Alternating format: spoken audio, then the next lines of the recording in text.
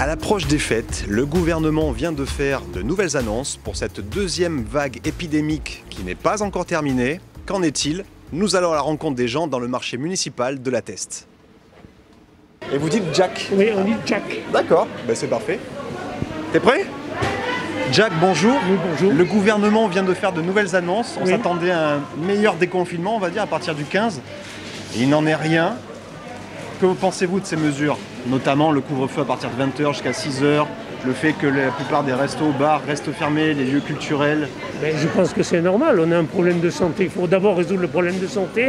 Quand on aura réglé le problème de santé, on réglera le reste, c'est-à-dire le problème économique. D'accord. Que ce soit culturel ou que ce soit les bars et autres, il faut d'abord régler les problèmes de santé. Ouais. C'est le plus urgent.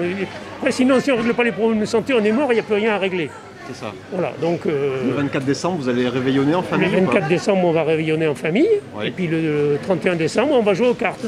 Et le vaccin, vous comptez le Oui. faire ou pas? Oui. D'accord. Oui, je suis à 100% pour le vaccin. Entendu. J'ai confiance dans nos autorités sanitaires, donc il n'y a pas de raison. Comment vous avez anticipé ces fêtes de fin d'année?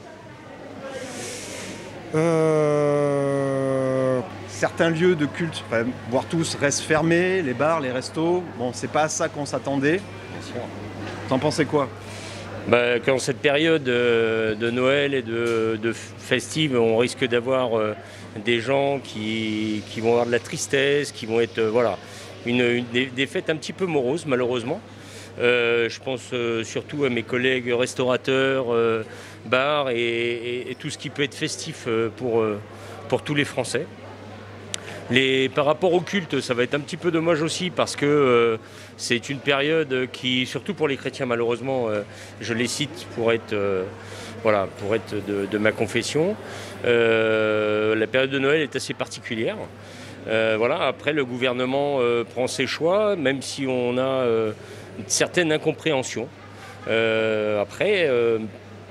Écoutez, on va essayer de passer le cap, hein, sans boisson tout du moins sur les bars, sans apéritif. Après, sur le marché de La Teste, on est quand même assez privilégié quand même. Ouais. Voilà, avec une clientèle fidèle, avec des gens sympathiques. Et voilà, on va essayer de faire de notre mieux pour satisfaire nos clients.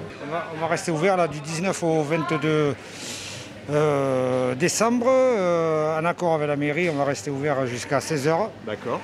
Avec en espérant l'autorisation du marché de Noël sur le carreau du marché pour les animations externes et on fera tout pour faire de l'animation à l'intérieur, nous aussi. Vous pensez quoi de ces annonces? Qu'on fait les choses à moitié. Ouais. Je pense que le couvre-feu, c'est un moyen de relâcher la pression sur les déplacements des Français, pour qu'ils puissent se déplacer plus librement qu'avec les dérogations. Ceci étant dit, l'absence de culture, par exemple, à l'approche des fêtes, ça c'est quand même très pénalisant. Et donc on fait les choses à moitié. Au lieu de faire des opérations coup de poing et d'essayer de sortir de cette situation, finalement on laisse traîner un peu les choses et je ne suis pas certain que la pente de décroissance des contaminations soit si rapide. Alors le vaccin est en chemin pour le grand public. Oui, on ne sait pas par quel chemin, mais On ne il sait pas arrive. par quel chemin. Ouais. Est-ce que vous allez prendre ce chemin, vous, de la vaccination?